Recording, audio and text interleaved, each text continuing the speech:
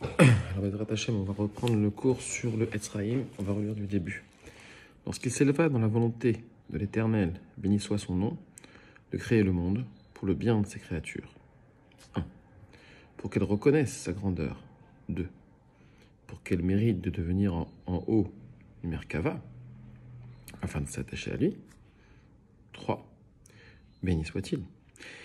Il fit alors émaner un point, en contenant 10, c'est-à-dire les 10 séphirotes des Hakudim, se trouvant dans un seul réceptacle, tous étant invisibles. De façon analogue, l'homme est un mélange de 4 éléments, mais il est impossible de les discerner chacun de façon individuelle. Il en est de même ici. Au début de son émanation, ce point en contenait 10, et il se trouvait au-dessus de ce qui est maintenant le Keter de Hatzilut, car c'est de là que les 10 séphirotes de Hatzilut puisent le Shefa et la vitalité à partir de ce point. On continue. La lumière et la vitalité de ce point descendirent de l'émanateur dans lequel elle se trouvait, car il s'agit du réceptacle et de sa neshama, comme l'escargot dont le vêtement est une partie intégrante de son corps. Donc ici, en fait, on parle de respiration. C'est important parce que la neshama, c'est la shon neshima, c'est le langage de la neshima, la respiration, donc qui désigne l'âme. Et de façon particulière, le premier et le plus élevé des 5 niveaux de l'âme. Donc on va relire juste cette phrase-là.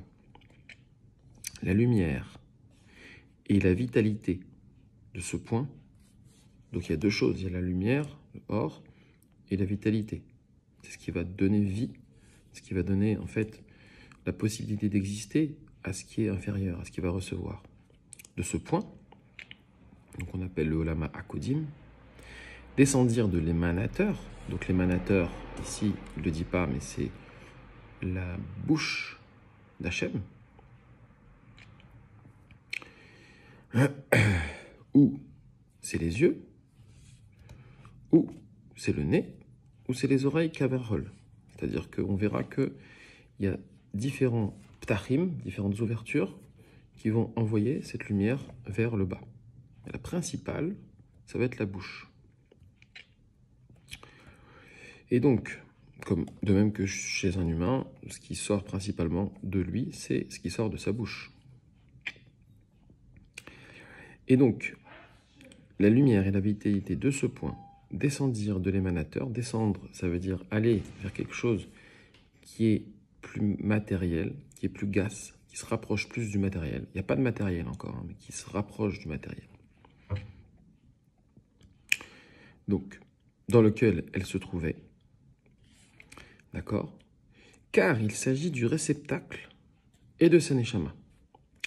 C'est-à-dire que, ici, on a un émanateur qui contient un réceptacle et une neshama, c'est-à-dire un keli, donc un récipient, et un or.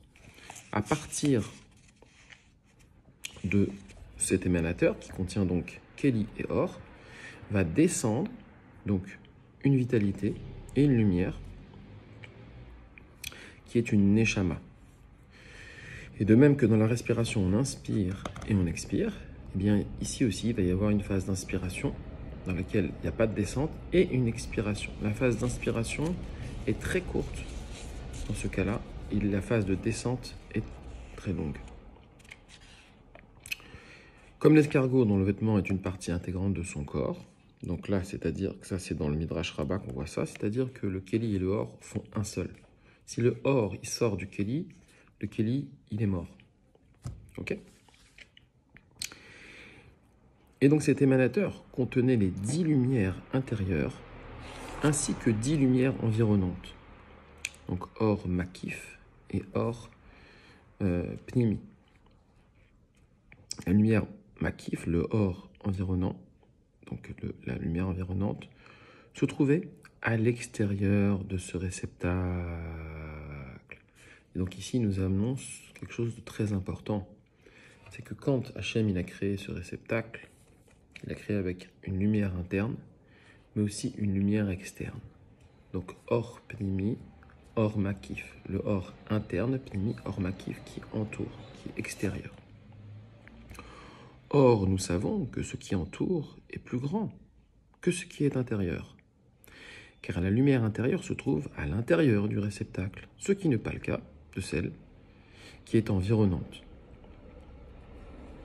Ceci constitue le secret du passouk, du verset « Je parlerai avec toi d'entre les deux kérouvim, les deux chérubins, car la Shekhinah se trouvait concentrée là. »